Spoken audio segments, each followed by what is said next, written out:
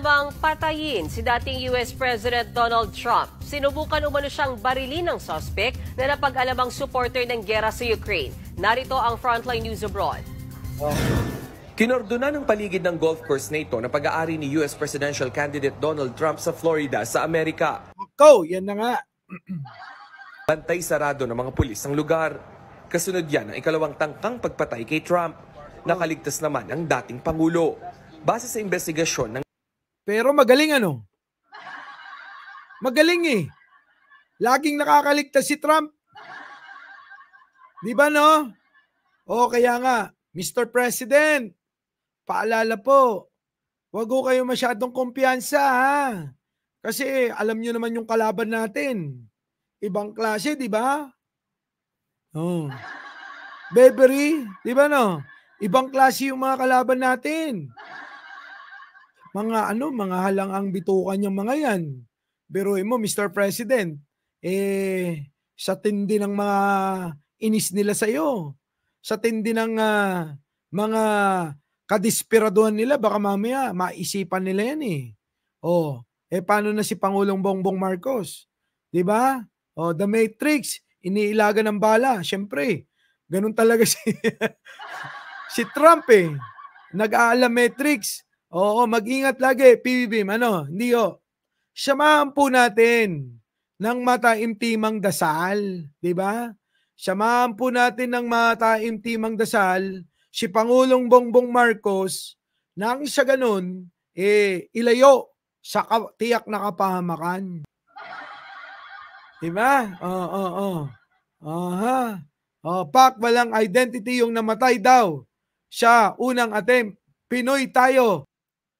Tinangka na namang patayin si dating US President Donald Trump. Sinubukan umano siyang barilin ng suspect na napag-alamang supporter ng giyera sa Ukraine. Narito ang Frontline News Abroad. Kinordona ng paligid ng golf course na ito na pag-aari ni US Presidential Candidate Donald Trump sa Florida sa Amerika. Bantay sarado ng mga pulis ang lugar. Kasunod yan ang ikalawang tangkang pagpatay kay Trump. Pangalawang pagtatangka na yan. Nakaligtas naman ang dating Pangulo. Base sa investigasyon, nangyari ang assassination attempt habang naglalaro ng golf si Trump. Gumanti naman ng baril ang mga Secret Service agent. Tinangkang tumakas ng suspect sakay ng kotse pero nahabol siya at na-corner ng mga pulis sa highway. Nahuli pala.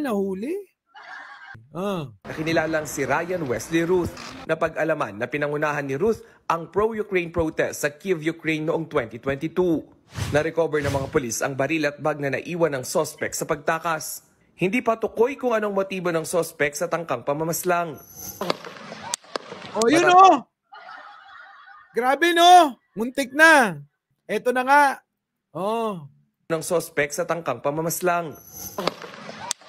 Matatanda ang unang beses na tinangkang patayin si Trump sa kanyang political rally sa Pennsylvania.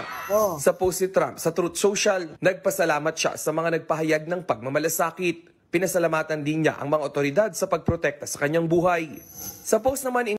Kaya nga ito nga mga kababayan nakakatakot to kay Pangulong Bongbong Marcos. Pag si Pangulong Bongbong Marcos, alam nyo, at ganyan ang ginawa nila, nako, malaking gulo.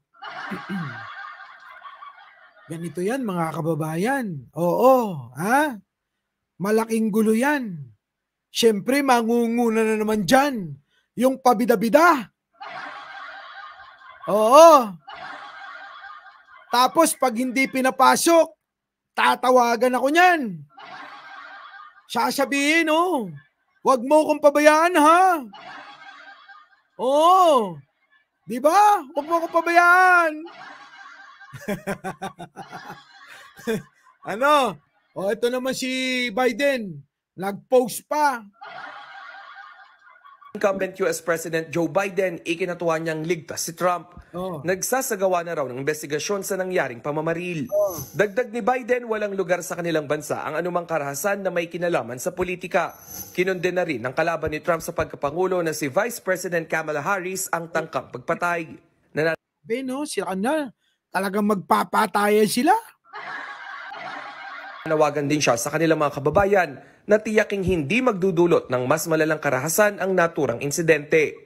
Bago ang pagtatangka sa kanyang buhay, nagpost si Trump ng pasaring sa singer na si Taylor Swift. Ang kanyang caption, "I hate Taylor Swift." Ala ka! Taylor Swift, love yan ni Sarah. Yung idol ng idol nyo. Oh, hate ni Donald Trump. Sige, tuloy. Wala siyang pahayag kung bakit niya ito ipinost. Pero matatandang inendorso ng singer si Harris matapos ang kanilang kauna-unahang presidential debate. Nagbabalita mula Grabe.